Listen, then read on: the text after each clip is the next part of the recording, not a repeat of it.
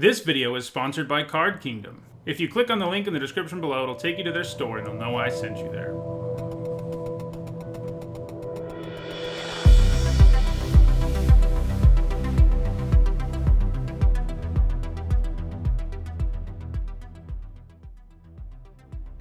Hello everyone, I'm Nitsahone, and it's Friday, so that means it's time for another MTG Top 10, the series where I rank cards based on their historical performance at Magic's highest level of competition.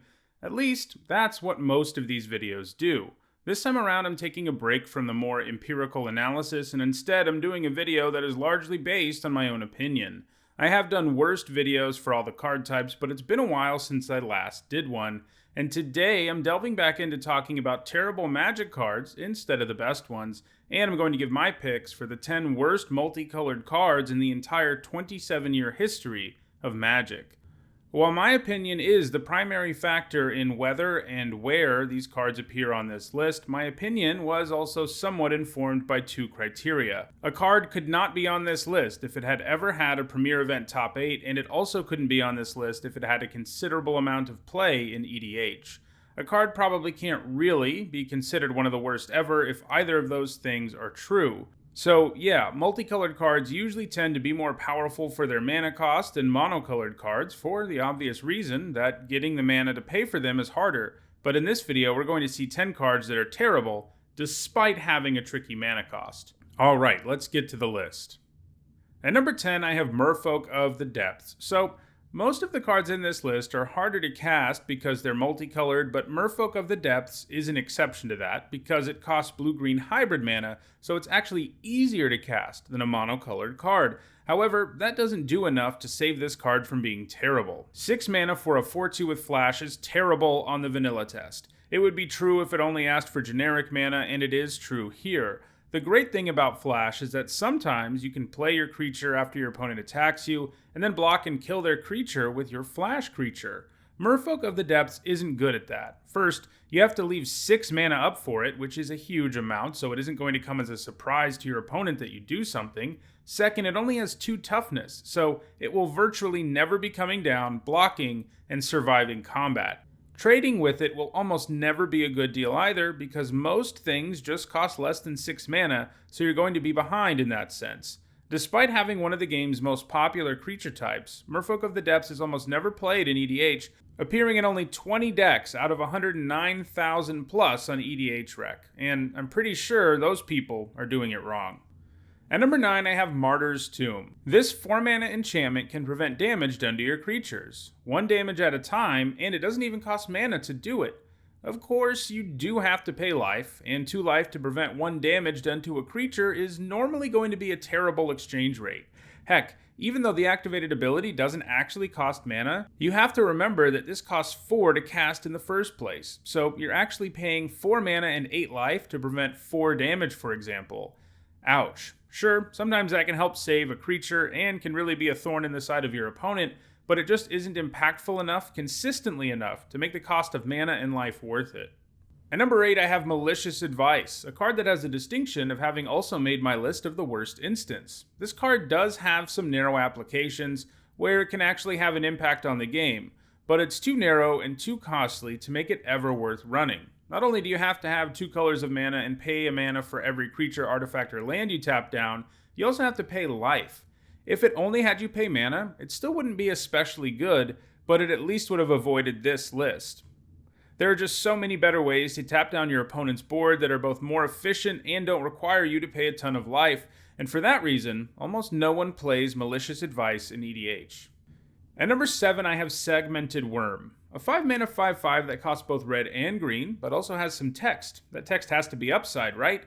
Nope, not in this case. Anytime the worm is targeted by something, by any player, it gets a -1/-1 counter. So, yeah, that is pretty much all downside. Apart from corner cases where people can turn those counters into value, but that's a lot of work on a card so bad. The fact that this isn't just a vanilla 5-mana 5/5 is pretty maddening, as the card wouldn't be special, but it wouldn't be on this list either. At number 6, I have Petra Hydrox, which, like Merfolk of the Depths, actually costs hybrid mana and is thus easier to cast, but this is mostly a hill giant with downside, and that's pretty rough. A 4-mana 3/3 that bounces to your hand anytime it is targeted by something is bad. Sure, it sort of means it's immune to removal spells, but nobody's really going to need to be removing this thing anyway. The fact you can't use your own tricks and auras and equipment to make it better make that situation even worse, and your opponent targeting it with a cheap activated ability is a real nightmare because you'll just be out-tempoed.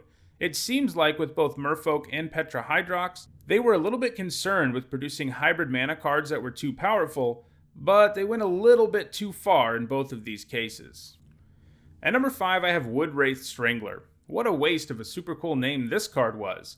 A 4-mana 2/2 is pretty bad and has to have some impressive text to overcome that fact, and the Wraith Strangler does not even remotely deliver there. It can regenerate, and it doesn't cost any mana to do it, but having to have a creature in your graveyard is a pretty real cost, and sure, this card is Golgari, the guild all about the graveyard, but that doesn't make it a whole lot better. A 4-mana 2/2 that can regenerate indefinitely, for free, would not even be a very good card, so a 4-mana 2/2 that can regenerate by exiling cards in your graveyard is even worse. At number 4, I have Steelleaf Paladin, which is part of a cycle from Planeshift that I think actually has a cool design. All of the creatures are multicolored and require you to bounce a creature of one of their colors back to your hand when they come down.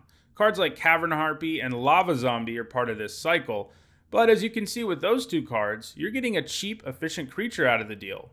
That's not the case with Steelleaf Paladin, who gives you unimpressive stats despite the downside and investment. And sure, you can potentially use it to rebuy an Enter the Battlefield trigger, but it's still such an expensive, inefficient creature that it isn't worth it. At number 3, I have Mountain Titan. These days, if a card has Titan in its name, it tends to be pretty amazing. You know, like Primeval Titan and the rest of that cycle, and Uro and Kroxa more recently. But Mountain Titan is their forebearer, and he does not live up to that billing. This Titan starts out as a 4-mana 2/2. A stat line I've already bashed on this list, and while his text box is upside, it's pretty terrible upside. You can pay 1 generic and 2 red to make it so that the Titan gets a +1/+1 counter whenever you cast a black spell for the remainder of your turn. Sure, it sort of makes your black spells a little more flexible. If you have extra mana lying around, you can grow your Titan, but that ability is narrow and too expensive to really ever amount to anything. At number 2, I have Harbor Guardian. 4 mana for a 3/4 with reach is usually something that is pretty reasonable and limited at least, but that would never be true of Harbor Guardian because it's such a horrendous attacker. Attacking with it results in your opponent drawing a card. This thing does not have efficient enough stats to come down with that notable of a downside. Letting your opponent draw cards is a good way to make sure you lose a game because your opponent will just be able to gain more resources than you over the course of the game.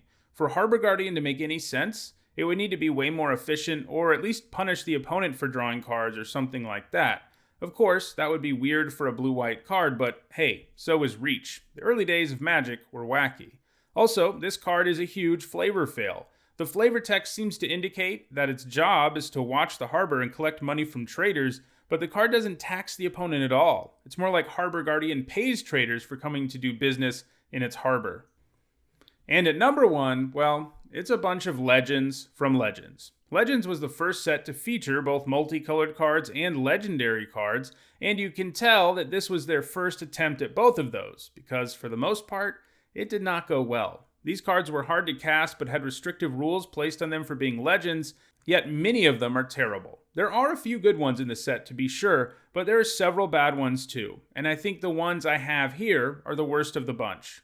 Barktooth Warbeard is a 7-mana 6/5, Jetted Ojanen is a 7-mana 5/5, Casimir the Lone Wolf is a 6-mana 5/3, and Savitri Skarzum is a 7-mana 6/4.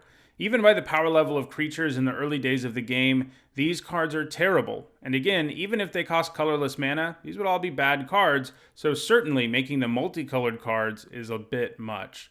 It's almost like they thought being multicolored was somehow upside and decided to give them bad stats on purpose. Well, that does it for this MTG Top 10. Are there any terrible multicolored cards you think I left out, or did I bash your favorite card? Let me know in the comments below. If you want to make sure you catch future MTG Top 10s, don't forget to subscribe and turn on notifications. And if you want to catch up on the almost 300 other MTG Top 10s I've already done, you should see the playlist on your screen now. Thanks for watching.